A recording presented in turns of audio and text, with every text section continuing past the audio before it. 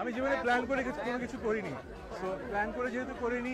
নতুন বছরে বিয়ের খবর দিয়ে ভক্তদের চমকে দিয়েছেন জনপ্রিয় গায়ক ও অভিনেতা তাহসান খান। ও আমি পূর্ণ হয়ে গেছি না, এখন আমাকে ভাল লাগে না। শনিবার সকাল থেকে নেটিজেনরা এই নবদম্পতিকে শুভেচ্ছা ও ভালোবাসা জানাচ্ছেন।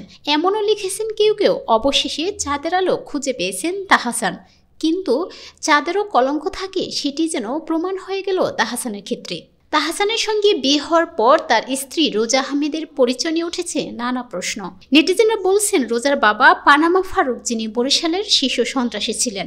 2014 সালের 10 ফেব্রুয়ারি র্যাবের সঙ্গে বন্দুকযুদ্ধে মারা যান তিনি। পুলিশ ও স্থানীয় সূত্রে জানা যায়, 1996 থেকে 2001 সাল পর্যন্ত ক্ষমতা ছিল আওয়ামী লীগ। সেই সময় বরিশাল নগরে গড়ে ওঠা 8 বাহিনীর একটি প্রধান ছিলেন ফারুক। 2001 সালে বিএনপি নেতৃত্বাধীন জোট সরকার ক্ষমতা এলে এসব শীর্ষ সন্ত্রাসী বিদেশে পালিয়ে যান। 2008 সাল পর্যন্ত ফারুক ও তার বাহিনীর সদস্যরা দেশের বাইরে পলাতক ছিলেন।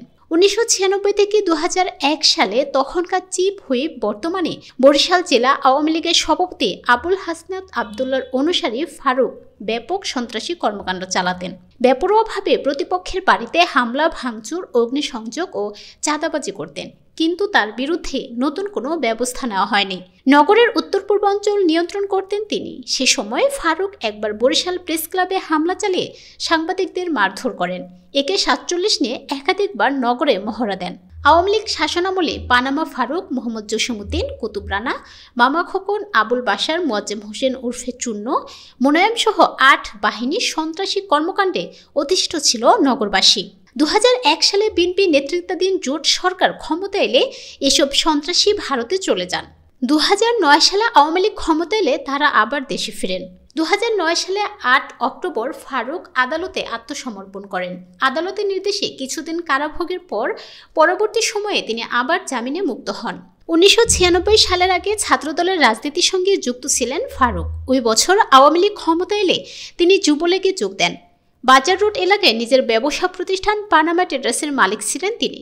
সন্ত্রাসী কর্মকাণ্ডে জড়িয়ে থাকার পর তার নামের পেছনে ওই পানামা বসে যায়। নাম হয় পানামা ফারুক। ফারুকের বিরুদ্ধে হত্যা, অস্ত্র, চাঁদাবাজি সহ 10টি মামলা ছিল। তবে ফারুকের পরিবার সে সময় জানিয়েছিল র্যাব তাকে গুলি করে হত্যা করে। তার বিরুদ্ধে আগে অভিযোগ থাকলেও তিনি স্বাভাবিক জীবনে ফিরে এসেছিলেন। তাহসানের বিয়ের খবরে 10 বছর পর আবারও আলোচনা এলেন সেই পানামা ফারুক। শোনা যাচ্ছে তার মেয়ে রোজাকেই বিয়ে করেছেন তাহসান। তাহসানের হবু স্ত্রী রোজা আহমেদ পেশায় makeover artist. New York university থেকে কসমেটোলজির উপর পড়াশোনা করে সেখানেই তিনি প্রতিষ্ঠা করেছেন নিজের প্রতিষ্ঠান। শহরটির কুইন্সে আছে রোজার্স ব্রাইডাল মেকওভার। 10 বছরের বেশি সময় ধরে তিনি এই পেশায় যুক্ত। বাংলাদেশ ও যুক্তরাষ্ট্রে ব্রাইডাল মেকআপ আর্টিস্ট হিসেবে কাজ করেছেন রোজা।